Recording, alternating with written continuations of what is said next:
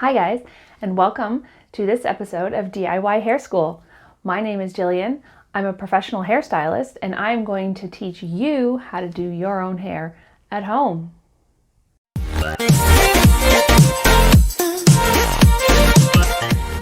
So today we are going to be talking all about bleaching your own hair at home. If you watched my last video, you'll have followed along with me while I bleached my own roots. So in this video, we'll just go a little bit more into depth about all the ins and outs of how to use bleach and when to use what products to achieve your goals and how to prepare and plan to get the blonde color that you are dreaming of. So before we start, my official recommendation as a professional hairstylist is to not bleach your own hair at home. Bleach is a really tricky product to use, and it has a lot of potential to damage your hair. So I always say it is best to have a professional do it. However, if you are going to do it yourself, then this is the best advice I can give you, and proceed with caution. Before you start bleaching your hair at home, you want to make sure your hair is prepped and ready to go. So the first thing is to make sure that your hair has not been washed for 24 to 48 hours. Having your hair be a little bit oily will help to protect the hair strands and your scalp. There's no need to add any oil to your hair. You don't need to add any coconut oil or any other moisturizing products to your hair. They won't protect your hair any more from the bleach than your natural oils already will. The bleach will just eat right through them, and they really won't make a difference.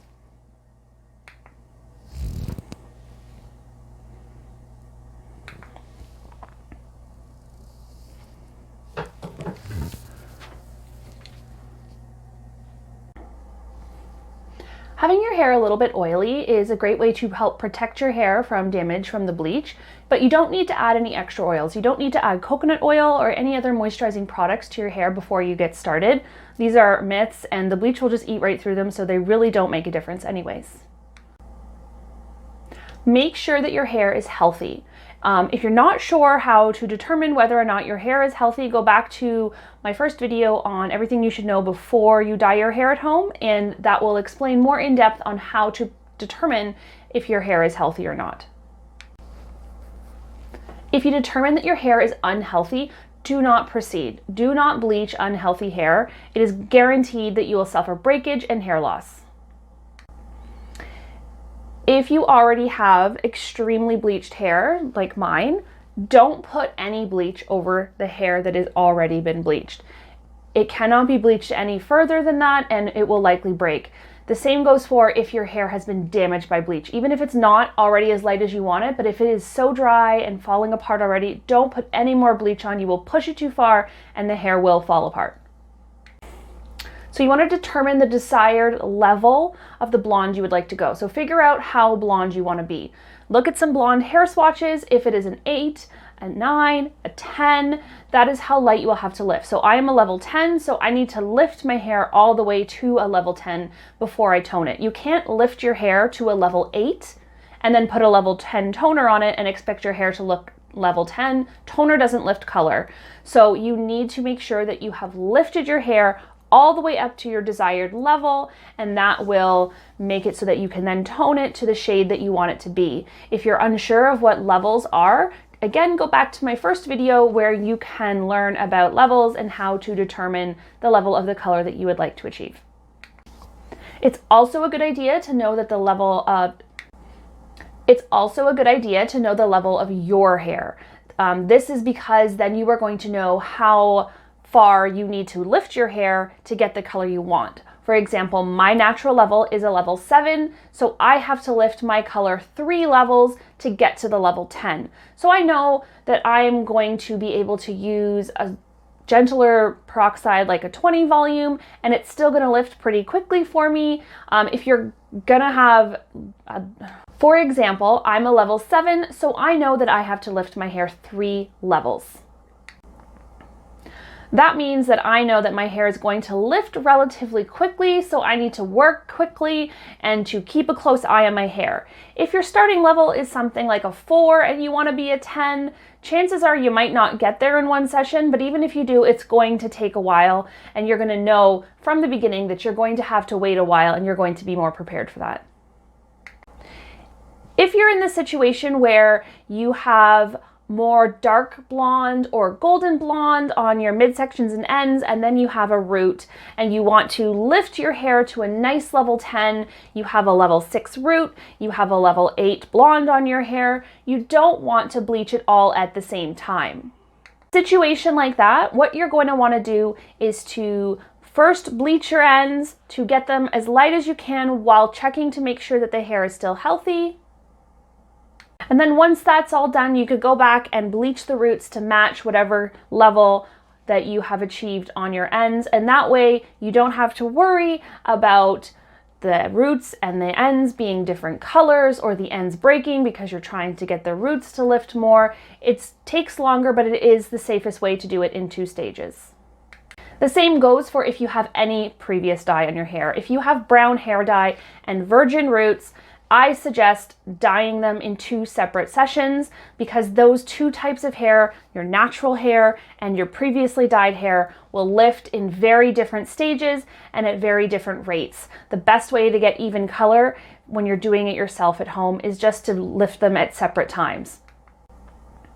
So this would mean that again, you would dye or bleach rather, your mids and your ends. You would let that process, you would fully rinse, wash, condition, see how that looks, and then dye your natural roots to match. The reason that I suggest starting with the previously dyed hair and then doing your roots in the next session is because your roots will lift a lot easier.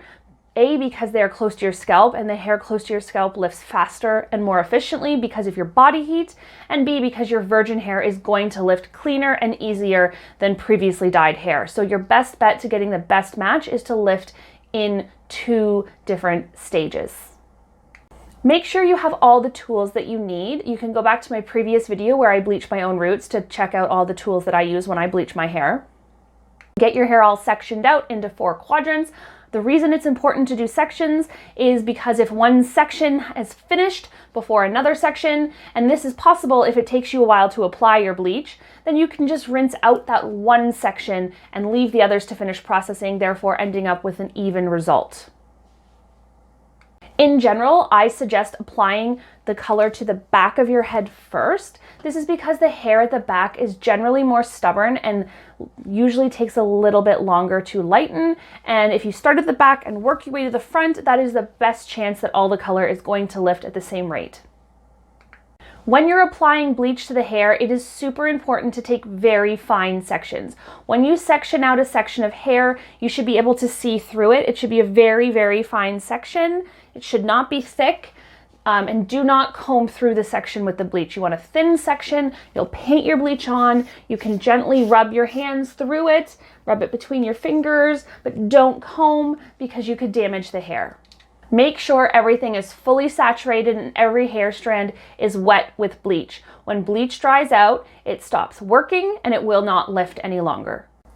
Here's some great tips. Before you start bleaching your hair, take a test strand. You want to cut a few strands of hair out from the back in the center of your head. 10 to 20 strands will be more than enough, and you're going to bleach that hair. And you're just going to time it. You're going to see how long it takes to get to the level that you want to be, and you're going to see the health of your hair when it's done. If your hair falls apart, you know that you cannot lift your hair that far. Maybe you need to settle for a darker level. And if your hair handles it well, then you have a great indicator already of how long you're going to need to leave the bleach on all of your hair, taking some of the guesswork out. Another tip is to wrap your hair in saran or to use a plastic shower cap while it's processing so that the bleach does not dry out. Because as I've said, if the bleach dries out, it will stop processing and it will not lift any more levels of your hair. My final tip is if you just have roots and that's all you need to lift, then just lift your roots. Do not put bleach on the rest of your hair if it's just your roots that have grown in, and don't overlap that bleach to the previously bleached hair because you will cause breakage and banding and discoloration. Now let's talk about toner. If you are going to tone your hair to a level 10 platinum blonde, make sure you have lifted your hair to a level 10 pale yellow before you try to tone. If you've lifted to a level 9, tone with a level 9. If you've lifted to a level 8, tone with a level 8. Make sure you look up some hair swatches online to see exactly what level you've toned to, and this will help you to choose the toner that will work best for your hair. Make sure that you tone on level, so meaning the same level that you've lifted your hair to, or you can use a darker toner than your hair. So if you've lifted to a 10, you can use a level 8 toner and that's fine. But if you've lifted to an 8, you cannot use a level 10 toner. You can only go on level or lower. There are two types of toner. There is demi-permanent toner and there is permanent toner. A favorite that everyone knows is the Wella T18. This is a permanent toner. It is mixed with 20 volume developer and it has a lift and deposit formula. I generally suggest sticking with the demi-permanent toners. They're much more gentle, and if you're toning super bleached hair, you really don't need a permanent toner and it can cause more damage. If you do decide to go for the T18, which is a level 10 violet toner, by the way, you want to keep in mind that because it is a permanent toner with a 20 volume peroxide, if you have done highlights and you have some of your natural virgin hair exposed, it will likely shift your base, turning your natural hair an orangey shade. To know what color of toner to choose, you need to know your color wheel. So you need to look at a color wheel, and if you have yellow in your hair, you're going to need purple to make sure that you neutralize all of that yellow. If you want to go really silver, you're going to have to maybe go a couple shades over from the opposite. So if I have a level 10 pale yellow, I'm going to use something that has purple and something that has a bit of blue. So in my case, I use a pearl toner because that has a bit of purple and has a bit of blue in it. The undertones of toners will vary slightly by manufacturer, but for the most part, you've got your violets, your pearls, and your ashes when we're talking about light blondes. Violets are a purple undertone, pearls usually are a purple blue, and ashes are usually a blue green. So you need to choose which toner you need based on which tones are left in your hair, not just what color you want. So if you want an ash blonde, but you have really pale yellow hair, if you use an ash toner, your hair is likely gonna go a darkish greeny silver color, whereas if you use a violet toner, your hair is gonna go to a nice cool white blonde. Most toners are mixed with a 10 or lower level volume peroxide, but make sure that you always mix your products and process them as per manufacturer instructions, because whichever brand you use is going to determine how you mix and how long you process for. Toners can often turn a really dramatic color on your head. For example, if you watch my previous video where I tone my roots, my toner goes very intense purple on my head, but when it is washed out, you can see that my hair is just a really nice, cool platinum blonde. Don't freak out if your hair is turning gray or is turning purple. Trust the process. Sometimes when you rinse out the toner, your hair does have gray around your face. Maybe your roots are too silver or too purple or a little bit blue. This is called overtone. When you've overtoned, that means the really porous parts of your hair have absorbed a little bit more toner than the rest of your hair. If your hair has been lifted properly, it's a really simple fix. Just wash your hair a few times with regular shampoo or a gentle clarifying shampoo, and all that extra toner will come out and the color will even itself out. To maintain your color, you can absolutely use a purple or a blue shampoo. Just keep in mind you don't want to overuse them. If you overuse purple shampoo, it's going to deposit way too much purple pigment in your hair, making it look dull and muddy. And then the next time that you go to tone your hair, the toner will interact with that purple pigment that your shampoo has left behind and can go a funny shade, like a blue or a really yucky, muddy purple color. So just stick to shampooing your hair with purple shampoo occasionally, not every single time you wash your hair, because keep in mind, purple shampoo also has alcohol in it, so it does dry your hair out. You need moisture to keep your blonde hair healthy. So that's it for bleaching your hair today, guys. If you have any questions, leave them in the comments below and I will address them there.